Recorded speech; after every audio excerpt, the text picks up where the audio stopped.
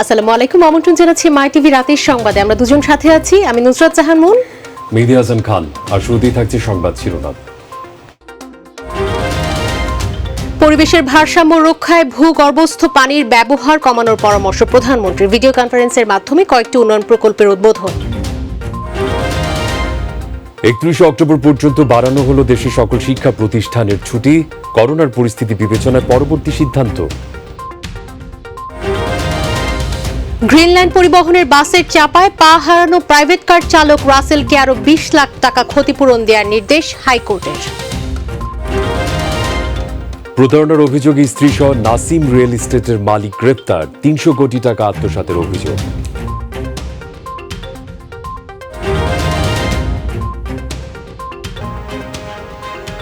বলছিলাম সংবাদ শিরোনাম। বিস্তারিত সংবাদে যাচ্ছি। সুপেয় পানি নিশ্চিত করার পাশাপাশি পরিবেশের ভারসাম্য রক্ষা করতে ভূগর্ভস্থ পানির ব্যবহার কমিয়ে মাটির উপরিভাগের পানির ব্যবহার বাড়ানোর পরামর্শ দিয়েছেন প্রধানমন্ত্রী শেখ হাসিনা। সকালে গণভবন থেকে ভার্চুয়ালি পানি ভবন সহ বিভিন্ন উন্নয়ন প্রকল্পের উদ্বোধন শেষে এই পরামর্শ দিয়েছেন তিনি। পানি সম্পদ রক্ষায় সরকারের সর্বোচ্চ চেষ্টা করছে বলেও জানান প্রধানমন্ত্রী। আরও জানাচ্ছেন সাইদুর রহমান আবির। স্বাধীনতার ৪৯ বছর পর নিজস্ব ভবন পেল পানি উন্নয়ন বোর্ড। ২৬০ কোটি ৮২ লাখ টাকা ব্যয়ে রাজধানীর গ্রিন রোডে ১২তলা পানি উন্নয়ন বোর্ডের সদর দপ্তর পানি ভবনটি নির্মাণ করা হয়েছে। গণভবন থেকে ভিডিও কনফারেন্সের মাধ্যমে এ ভবনের উদ্বোধন করেন প্রধানমন্ত্রী শেখ হাসিনা। এছাড়া হযরত শাহজালাল আন্তর্জাতিক বিমানবন্দরের সামনে বঙ্গবন্ধু মুরাল, বিমানবন্দরের ভেতরে বঙ্গবন্ধু কর্নার ও সিলেট ওসমানী আন্তর্জাতিক বিমানবন্দরের সম্প্রসারণ কাজের উদ্বোধন করেন প্রধানমন্ত্রী। পাশাপাশি বাংলাদেশ পর্যটন কর্পোরেশনের নবনির্মিত প্রধান কার্যালয়ের পর্যটন ভবনের উদ্বোধন করেন তিনি। সেই সাথে সাথে আমাদের পানির বিষয়টা পরে প্রধান অতিথির বক্তব্যে দেশের যোগাযোগ ব্যবস্থা যত উন্নত হবে, অর্থনৈতিক অবস্থা তত ত্বরান্বিত হবে বলে মন্তব্য করেন প্রধানমন্ত্রী। প্রাচ্যের সাথে পাশ্চাত্যের যে সংযোগটা, বাংলাদেশ তার জন্য সবথেকে আদর্শ একটা জায়গা হতে পারে যদি আমরা সেভাবে উন্নত করতে পারি। বাংলাদেশের ভৌগোলিক অবস্থানটা এবং আমরা ইন্টারন্যাশনাল এয়ার রুটের ভিতরে আছি, সেখানে আমাদের সামনে অনেক সম্ভাবনা আছে। যে সম্ভাবনাটা যদি আমরা কাজে লাগাতে পারি, তাহলে আমাদের একদিকে পর্যটন শিল্প, অপরদিকে আমাদের এই এয়ারলাইন্সই আমাদের অনেক টাকা উপার্জন করে দিতে পারে। শেখ হাসিনা অভিযোগ করেন, ৭৫-এর পর জাতির পিতার ফল ভোগ করেছে অবৈধ ক্ষমতা দখলকারীরা, নিজেরা জাতিকে কিছুই দিতে পারেনি। আর যারা অবৈধ ক্ষমতা দখলকারী হয়ে যায়, তারা ক্ষমতাকে পাকাপোক্ত করবার দিকে যতটা বেশি দৃষ্টি দেয়, দেশের মানুষের উন্নয়নের দিকে তত দৃষ্টি দেয় না। হ্যাঁ, প্রথম কিছুদিন জাতির পিতা যে ফসল লাগিয়ে গিয়েছিলেন, যে গাছ লাগিয়ে গিয়েছিলেন, সেই ফসলই তারা ভোগ করেছে, কিন্তু এরপর বাংলাদেশ কিন্তু আর এগোতে পারেনি। সরকার প্রধান বলেন, পরিবেশের ভারসাম্য রক্ষা করতে ভূগর্ভস্থ পানির ব্যবহার কমিয়ে উপরিভাগের পানি ব্যবহার বাড়াতে চায় সরকার। আমরা যেখানেই যে স্থাপনা করি, সেখানেই আমাদের একটা জলাধার, অর্থাৎ যে বৃষ্টি হয়, সেই বৃষ্টির পানিটা যেন সংরক্ষিত হয়, সেদিকে আমাদের বিশেষভাবে দৃষ্টি দেওয়া উচিত। তাতে আমাদের পরিবেশটাও সুন্দর থাকবে, পাশাপাশি আমাদের ভূগর্ভস্থ পানির স্তর যেটা কমে যাচ্ছে সেটাও কমে যাবে না। পাশাপাশি সারা বাংলাদেশে যত খাল, বিল, হাওর, পুকুর, নদী যা আছে, সবগুলি যাতে নাব্যতা থাকে, সেগুলি খনন করা, সেখানে পানি ধারণ ক্ষমতা বাড়ানো। তাতে দুটি কাজ হবে, একটা হচ্ছে আমাদের জীববৈচিত্র্য রক্ষা হবে, প্রাকৃতিক ভারসাম্য রক্ষা হবে, মানুষের মাছের চাহিদাটাও আমরা পূর্ণ করতে পারবো। আগামীতে কক্সবাজার বিমানবন্দরকে আধুনিক করে গড়ে তোলার কথা জানান প্রধানমন্ত্রী শেখ হাসিনা।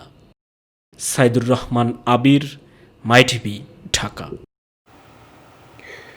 31 অক্টোবর পর্যন্ত বাড়ানো হলো দেশের সকল শিক্ষা প্রতিষ্ঠানের ছুটি। এ নিয়ে ষষ্ঠবারের মতো বাড়ানো হলো শিক্ষা প্রতিষ্ঠানের ছুটি। দুপুরে সচিবালয় মন্ত্রণালয়ের নিজ কক্ষে কথা জানান প্রাথমিক ও গণশিক্ষা মন্ত্রণালয়ের সিনিয়র সচিব আকরাম আল হোসেন। করোনা ভাইরাস পরিস্থিতি এখনও স্বাভাবিক না হওয়ায় শিক্ষা প্রতিষ্ঠানের ছুটি বাড়ানো হলো। 31 অক্টোবরের পরে পরিস্থিতি স্বাভাবিক না হলে ছুটি আবারও বাড়ানো হবে কিনা তা পরবর্তীতে সিদ্ধান্ত নেওয়া হবে বলে জানান প্রাথমিক ও গণশিক্ষা মন্ত্রণালয়ের সচিব। কোভিড পরিস্থিতি এখনও স্বাভাবিক পর্যায়ে যায়নি, সেই জন্য সরকার আগামী 31 অক্টোবর পর্যন্ত সকল শিক্ষা প্রতিষ্ঠানের ছুটি বর্ধিত করেছেন। দীর্ঘ 1 মাস চিকিৎসা শেষে পায়ে হেঁটে হাসপাতাল ছেড়েছেন দিনাজপুরের ঘোড়াঘাট উপজেলার নির্বাহী কর্মকর্তা ওয়াহিদা খানম। একই দিন তার বাবা ওমর আলী শেখকেও ছাড়পত্র দেওয়া হয়েছে। চিকিৎসকরা বলছেন অপারেশন শতভাগ সফল হওয়ায় ওয়াহিদা খানম মাসখানেকের মধ্যেই কাজে ফিরতে পারবেন। তবে সেক্ষেত্রে ফিরতে তাকে সপ্তাহ 2 ফিজিওথেরাপি নিতে হবে। এর জন্য তাকে মিরপুরের সিআরপি হাসপাতালে পাঠায় নিউরোসায়েন্স ইনস্টিটিউট। যে অবস্থায় তাকে আমরা নিয়ে আসছিলাম সে অবস্থা থেকে উত্তরণটা যে এত তাড়াতাড়ি ঘটবে সেটা আমরা অপারেশনের পরে বুঝতে পারতেছিলাম। অপারেশনটা খুব সাকসেসফুলি ওই রাতেই আমরা করেছি। তো এই ধরনের অপারেশন কিন্তু নিউরোসায়েন্সে হওয়ার হামেশাই হয়। আপনাদের কাছে আমাদের সবার একটাই চাওয়া থাকবে যে আপনারা আমাদের প্রতি আস্থা রাখুন। দেশে অনেক ভালো ভালো অপারেশন হয়, হার্টের অপারেশন, ব্রেনের অপারেশন, কিডনির অপারেশন, অনেক জটিল জটিল অপারেশন কিন্তু এই দেশে হয়ে থাকে এবং আশা করা যায় যে ভবিষ্যতে একদিন মানুষকে আর চিকিৎসার জন্য দেশের বাইরে যেতে হবে না। সৌদি যাবার জন্য যারা রিটার্ন টিকিট নিতে এসেছিলেন এবং যাদের ভিসার মেয়াদ পার হয়নি এমন 400 জনকে টিকিট দেয়া হচ্ছে। আজ সকাল 9টা থেকে কারওয়ান বাজারে সৌদি এয়ারলাইন্সের কার্যালয়ে শুরু হয় টিকিট দেওয়ার কার্যক্রম। প্রবাসীদের সুবিধার্থে কাল শুক্রবারও চলবে টিকিট দেওয়ার কার্যক্রম। তবে পূর্ব ঘোষণা অনুযায়ী 4 অক্টোবর থেকে টিকিটের জন্য নতুন টোকেন দেওয়া হবে। এরই মধ্যে যাদের ভিসার মেয়াদ শেষ হওয়ার পথে তারা সময় মতো টিকিট পাওয়া এবং যাওয়া নিয়ে শঙ্কায় রয়েছেন। আমি টোকেন পাইনি, আমার ভিসার মেয়াদ আছে আপনার 19 তারিখ তোমার অন্তরে টোকেন পাইতেছি না। আজকে আসছি বলতেছে 4 তারিখ টোকেন দেবে। আমাদের আকামার রেন্টি সর্বকিছু ঠিক আছে, কিন্তু টোকেন দিতেছে না, আমরা কর্মস্থলে ফিরতে পারতেছি। অনেক মানুষ পাইতেছে না, যারা আমরা পাবো যাদের তো গুড লাক আর কি, আশা করি ইনশাল্লাহ পাবো আর কি। যে আগে সেটা আমি আপডাউন টিকিট কেটে আসছিলাম, আমি রিইস্যু করতেছি। গ্রিনল্যান্ড পরিবহনের বাসের চাপায় পা হারানো প্রাইভেট কার চালক রাসেল সরকারকে 20 লাখ টাকা ক্ষতিপূরণ দেওয়ার জন্য নির্দেশনা দিয়ে রায় ঘোষণা করেছে হাইকোর্ট। 3 মাসের মধ্যে এই টাকা দিতে বলা হয়েছে। বিচারপতি FRM নাজমুল হাসান ও বিচারপতি KM কামরুল কাদেরের সমন্বয়ে গঠিত বেঞ্চ এই রায় ঘোষণা করেছেন। ড্যানিট রঙের রিপোর্ট। 2018 সালের 28 এপ্রিল যাত্রাবাড়িতে মেয়র হানিফ ফ্লাইওভারে গ্রিন লাইন পরিবহনের একটি বাসের চাপায় পা হারান প্রাইভেট কার চালক রাসেল সরকার। পা হারানো অসহায় রাসেলের জন্য ক্ষতিপূরণ চেয়ে এরপর হাইকোর্টের দায়ের করা হয় একটি রিট আবেদন।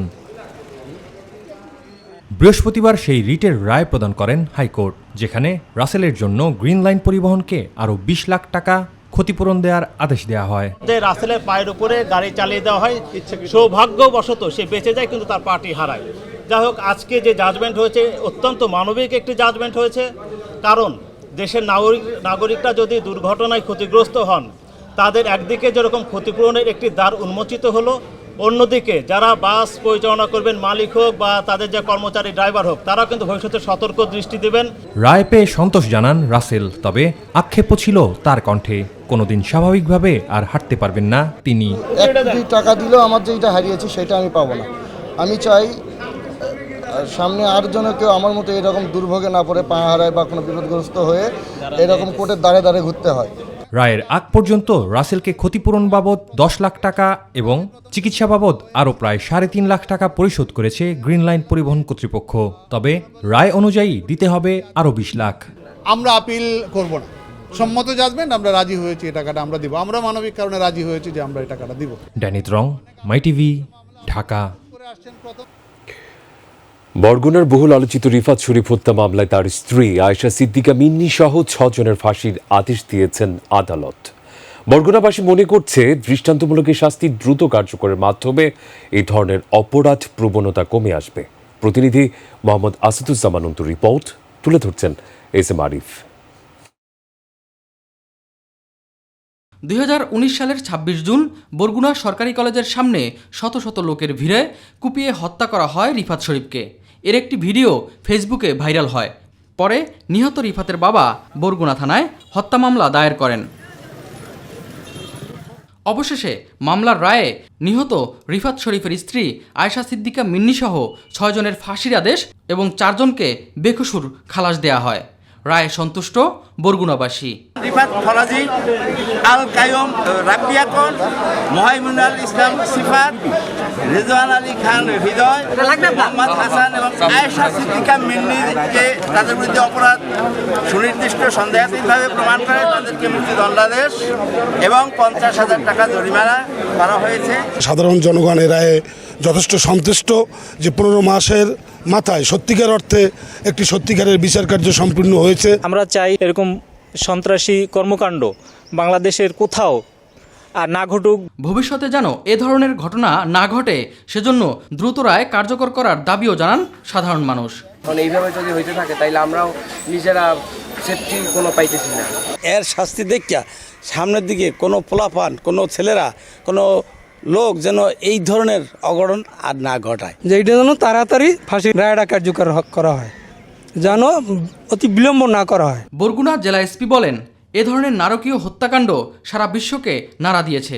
আইন তার নিজস্ব গতিতে চলবে বলেও মন্তব্য করেন তিনি। যে নারকীয় হত্যাকাণ্ড ঘটছে, যেটা সারা বিশ্বকে নাড়া দিয়েছে, তার নিজস্ব গতিতে চলবে এবং আমরা এই আইন প্রয়োগের ক্ষেত্রে আমরা অনড় আছি। এস.এম. আরিফ, মাই টিভি। স্বল্প মূল্যে প্লট পাওয়ার প্রলোভন ও নানা দুর্নীতির মাধ্যমে 300 কোটি টাকা আত্মসাতের অভিযোগে নাসিম রিয়েল এস্টেটের মালিক ইমাম হোসেন নাসিম ও তার স্ত্রীকে গ্রেফতার করেছে র্যাব। বুধবার রাজধানীর রূপনগর আবাসিক এলাকায় অভিযান চালিয়ে দুজনকে আটক করা হয়েছে। এ সময় তাদের কাছ থেকে একটি বিদেশি পিস্তল, জাল টাকা, মাদক সহ একাধিক ব্যাংকের চেক এবং মোবাইল সিম জব্দ করা হয়েছে। দুপুরে কারওয়ান বাজার র্যাবের মিডিয়া সেন্টারে এক সংবাদ সম্মেলনে এসব তথ্য জানান র্যাব 4-এর অধিনায়ক অতিরিক্ত ডিআইজি মোজাম্মেল হক। এই প্রতারক বিভিন্ন সময় বিভিন্ন জায়গায় সে নিজের বাড়িতে অবস্থান করে না, 1 মাস 1.5 মাস একটু উচ্চ মূল্যে ভাড়া দিয়ে বিভিন্ন এলাকায় সে বিভিন্ন নামে ভাড়া থাকে। সর্বশেষ আমরা যে বাসা থেকে রূপনগরে গ্রেপ্তার করলাম 26 তারিখে এই বাসায় সে গত মাসের 26 তারিখে এই বাসায় আসছে এবং আমাদের কাছে ধারণা ছিল তার বিরুদ্ধে ওয়ারেন্ট আছে 10টা, কিন্তু আমরা তার বাসায় গিয়ে আশ্চর্য হয়ে গেলাম যে তার বিরুদ্ধে ওয়ারেন্ট আছে 52টা। আর শুরুতেই করোনা ভাইরাস পরিস্থিতি। দেশে গত 24 ঘন্টায় নতুন করে 1508 জন করোনা ভাইরাসে সংক্রমিত রোগী শনাক্ত হয়েছেন। এই সময় করোনায় মারা গেছেন 21 জন। আগের 24 ঘন্টার তুলনায় মৃত্যুর সংখ্যা কমলেও বেড়েছে শনাক্তের সংখ্যা। এই নিয়ে দেশে করোনায় মোট সংক্রমিত শনাক্ত মানুষের সংখ্যা দাঁড়ালো 3,64,987 জনে। মোট মৃতের সংখ্যা দাঁড়িয়েছে 5,272 জন। মোট সুস্থ হয়েছেন 2,77,078 জন। স্বাস্থ্য অধিদপ্তরের এক বিজ্ঞপ্তিতে এইসব তথ্য জানানো হয়। বিজ্ঞপ্তিতে বলা হয়, গত 24 ঘন্টায় 11,420 জনের নমুনা পরীক্ষা করা হয়। পরীক্ষার সংখ্যা বিবেচনায় রোগী শনাক্তের হার 13.20%। সুস্থ হয়েছেন 1,591 জন। গত 24 ঘন্টায় যে 21 জন মারা গেছেন তাদের মধ্যে পুরুষ 16 জন, নারী 5 জন। তাদের মধ্যে 18 জনই মারা যান হাসপাতালে। 4 থেকে 17 অক্টোবর পর্যন্ত ভিটামিন এ প্লাস ক্যাম্পেইন চলবে। 6 থেকে 11 মাস বয়সী 27 লাখ এবং 12 থেকে 59 মাস বয়সী 1,93 লাখ শিশুকে ভিটামিন এ ক্যাপসুল খাওয়ানো হবে। দুপুরে সচিবালয়ে সাংবাদিকদের এসব কথা জানান স্বাস্থ্যমন্ত্রী জাহিদ মালিক। তিনি জানান, স্বাস্থ্যবিধি মেনেই ভিটামিন এ ক্যাপসুল খাওয়ানো হবে। কোভিড পরিস্থিতি নিয়ন্ত্রণে আছে দাবি করে স্বাস্থ্যমন্ত্রী বলেছেন, কোভিডের ভ্যাকসিন সঠিক সময় পেতে ব্যবস্থা নেওয়া হয়েছে। 4 অক্টোবর থেকে 17 অক্টোবর পর্যন্ত এই ভিটামিন এ ক্যাপসুল সারা দেশে খাওয়ানো হবে শিশুদেরকে। 6 থেকে 11 মাস বয়সী শিশুদেরকে একটা নীল রঙের ক্যাপসুলের মধ্যে যে ভিটামিন রয়েছে সেটা খাওয়ানো হবে এবং তার প্রায় 27 লক্ষ শিশুকে, এবং 12 থেকে 59 মাস বয়সী শিশুদেরকে একটি লাল রঙের ক্যাপসুলে যে ভিটামিন রয়েছে সেটা খাওয়ানো হবে এবং তার সংখ্যা প্রায় 1,93 লক্ষ। আগামী 1 বছরের মধ্যে ঢাকা শহরের সকল ঝুলন্ত তার অপসারণ করার ঘোষণা দিয়েছেন উত্তর সিটি কর্পোরেশনের মেয়র আতিকুল ইসলাম। গুলশান ডিএনসিসি মার্কেটের সামনে তার অপসারণ কার্যক্রমের উদ্বোধনী দিনে তিনি এই ঘোষণা দেন। এই সময় তিনি আরও বলেন, অনুমতি নিয়েও বিগত 10 বছরে কার্যকরী অবকাঠামো তৈরিতে ব্যর্থ এনটিটিএন।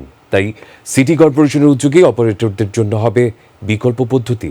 আরও তথ্য এস.এম. আরিফের আরেকটি রিপোর্টে।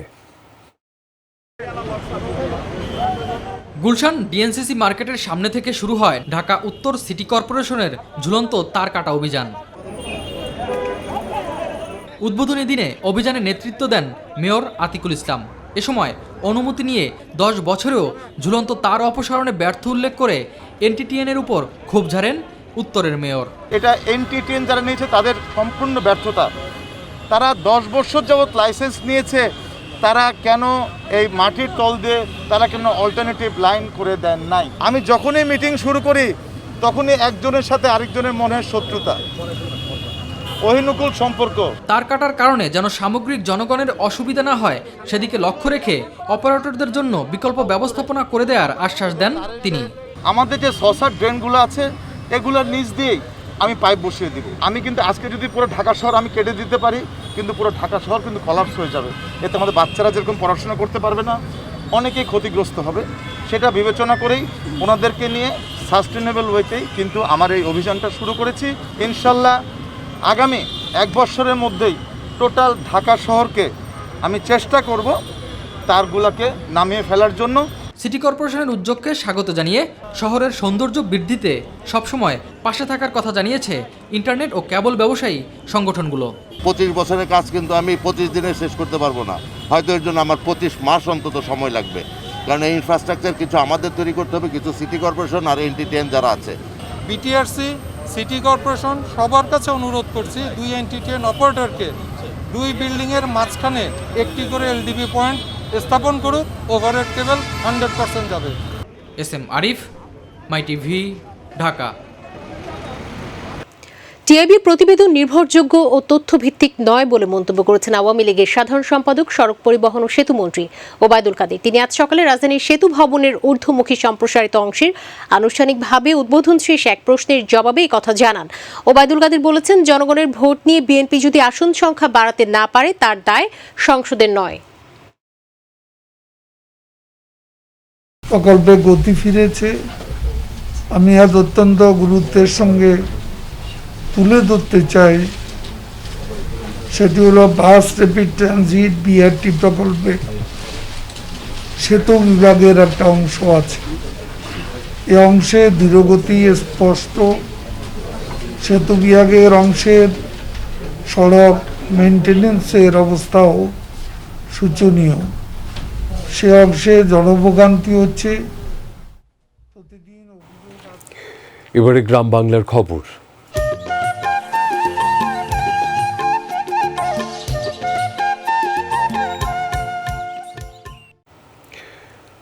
কোনো চিনিকল বন্ধ করে দিয়ে বেসরকারি খাতে দেওয়ার ইচ্ছা নেই সরকারের, বরং বিভিন্ন উন্নত দেশের আদলে চিনিকলগুলোকে আধুনিকায়ন করা হচ্ছে বলে জানিয়েছেন শিল্পমন্ত্রী নুরুল মজিদ মাহমুদ হুমায়ুন MP। বিকেলে ঠাকুরগাঁও সুগার মিল পরিদর্শনকালে মন্ত্রী এসব কথা বলেন।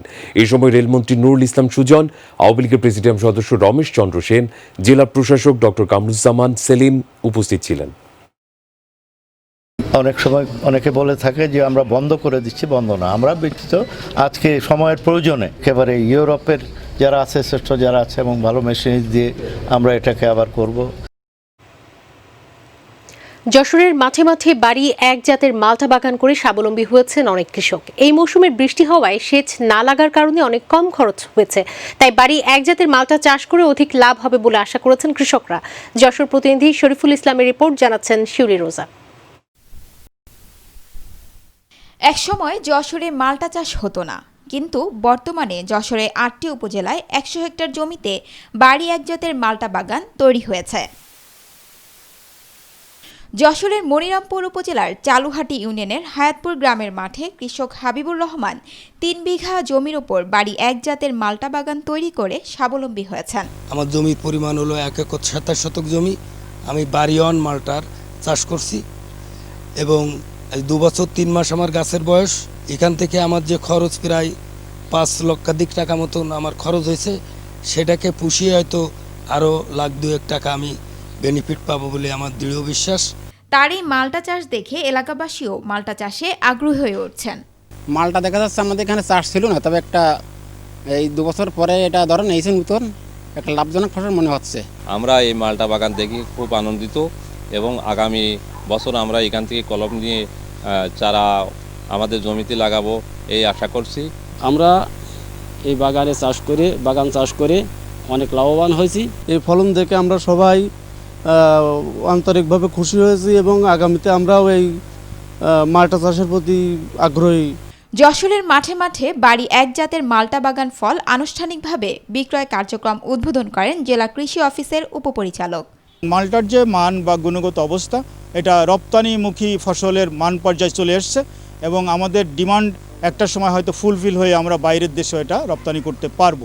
আর যশোরের কৃষি অফিসের উপপরিচালক জানান 100 হেক্টর জমিতে মালটার চাষ হয়েছে এবং দেশের চাহিদা মিটিয়ে মালটা বিদেশেও রপ্তানি সম্ভব। 150 বিঘা জমিতে মালটার চাষ হচ্ছে। আমরা কৃষি সম্প্রসারণ অধিদপ্তরের পক্ষ থেকে এই সকল চাষিদেরকে প্রশিক্ষণ প্রদান করছি এবং বিভিন্ন প্রকল্পের অধীনে এই সকল চাষিদেরকে প্রদর্শনী দিয়ে সহায়তা করছি। শিউলি রোজা, মাই টিভি। কর্মসংস্থান সৃষ্টি ও দেশের অর্থনীতিকে মজবুত করতে শিল্প কারখানা প্রতিষ্ঠা করছে সরকার। সীমান্তবর্তী কৃষি প্রধান জেলা পঞ্চগড়ই থেকে বাদ পড়বে না বলে জানিয়েছেন রেলপথ মন্ত্রী অ্যাডভোকেট মোহাম্মদ নুরুল ইসলাম সুজন। দুপুরে বোদা উপজেলার ধনীপাড়ায় সার সংরক্ষণ ও বিতরণ সুবিধার জন্য দেশের প্রথম নবনির্মিত বাফার গোডাউন উদ্বোধনী অনুষ্ঠানে তিনি কথা বলেন। অনুষ্ঠানের প্রধান অতিথি ছিলেন শিল্পমন্ত্রী নুরুল মজিদ মাহমুদ হুমায়ুন এমপি। শিল্প মন্ত্রণালয়ের অর্থায়নে 28 কোটি টাকা ব্যয়ে 10,000 মেট্রিক টন সার ধারণ ক্ষমতার এই বাফার গোডাউন নির্মাণ করা হয়। করতে হয়, বেকার দূরীভূত করতে হয় এবং সত্যিকার যদি মধ্যমায়ের দেশ এবং উন্নত দেশে যে স্বপ্ন আমরা দেখতেছি সেটি যদি আমাদের করতে হয় তাহলে আমাদের শিল্প কারখানা প্রতিষ্ঠার কোনো বিকল্প নেই।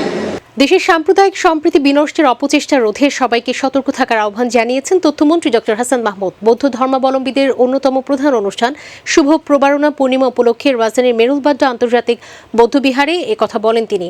বাংলাদেশ বুদ্ধিস্ট ফেডারেশন আয়োজিত অনুষ্ঠানে মন্ত্রী আরও বলেছেন, যে উদ্দেশ্য ও লক্ষ্য নিয়ে দেশ স্বাধীন হয়েছে সেই চেতনাকে সমুন্নত রেখে এগিয়ে যাচ্ছে দেশ। এ সময় দেশ ও জাতির মঙ্গল কামনায় ফানুস ওড়ানো হয়।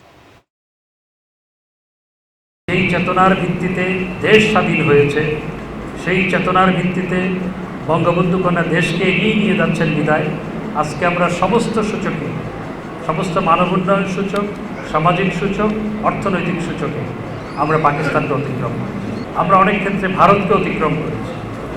আজকে জননেত্রী শেখ হাসিনা গতিশীল নেতৃত্ব, যোগ্য নেতৃত্বের উদাহরণ পৃথিবীর সামনে। আমাদের এই সাম্প্রদায়িক সম্প্রীতি বিনষ্ট করার অপচেষ্টা হয়, আমাদের সবাইকে এ ব্যাপারে সতর্ক থাকতে হবে। কুয়েতের আমির শেখ সাবা আল আহমেদ আল জাবের আল সাবাহের মৃত্যুতে আজ একদিনের রাষ্ট্রীয় শোক পালন করেছে বাংলাদেশ। বুধবার মন্ত্রিপরিষদ বিভাগ থেকে রাষ্ট্রীয় শোক পালনের কথা বলা হয়। শোক উপলক্ষে শিক্ষা প্রতিষ্ঠান সহ সব সরকারি ও বেসরকারি ভবন এবং বিদেশস্থ বাংলাদেশ মিশনগুলোতে জাতীয় পতাকা অর্ধনমিত ছিল। মুজিব শতবর্ষ উপলক্ষে কুমিল্লার হোমনায় ইউনিয়ন ভিত্তিক গোল্ড কাপ ফুটবল টুর্নামেন্টের উদ্বোধন করলেন কুমিল্লা 2 আসনের এমপি সেলিম আহমেদ। এ সময় তিনি উপজেলার 9টি ইউনিয়ন ও একটি পৌরসভার 91টি ওয়ার্ডে জার্সি ও ফুটবল সহ খেলার সামগ্রী বিতরণ করেছেন। অনুষ্ঠানে উপজেলা নির্বাহী কর্মকর্তা রুমন দে, পৌর মেয়র অ্যাডভোকেট মোহাম্মদ নজরুল ইসলাম, উপজেলা পরিষদ ভাইস চেয়ারম্যান মহসেন সরকার, থানার ভারপ্রাপ্ত কর্মকর্তা আবুল কায়েস আকন্দ সহ গণ্যমান্য ব্যক্তিবর্গ উপস্থিত ছিলেন। এছাড়া তিনি তিতাস উপজেলার 9টি ইউনিয়নের 81টি ওয়ার্ডে জার্সি ও ফুটবল সহ খেলার সামগ্রী বিতরণ করেছেন। দর্শক, এই ছিল এখনকার সংবাদে। এছাড়া ইউটিউবে মাই টিভি সংবাদ পেতে ভিজিট করুন youtube/mytvbd নিউজ এবং আমাদের সকল অনুষ্ঠান দেখতে ভিজিট করুন youtube/mytv বাংলা, facebook/mytv বাংলা ও twitter/mytv বাংলা। পরবর্তী সংবাদ দেখার আমন্ত্রণ জানিয়ে বিদায় নিচ্ছি আমরা দুজন। আমি নুসরাত জাহান মুন, মেহেদী হাসান খান। দর্শক, করোনার সংক্রমণ রোধে সবাই সতর্ক থাকুন, স্বাস্থ্যবিধি মেনে চলুন। আল্লাহ হাফিজ। আল্লাহ হাফিজ।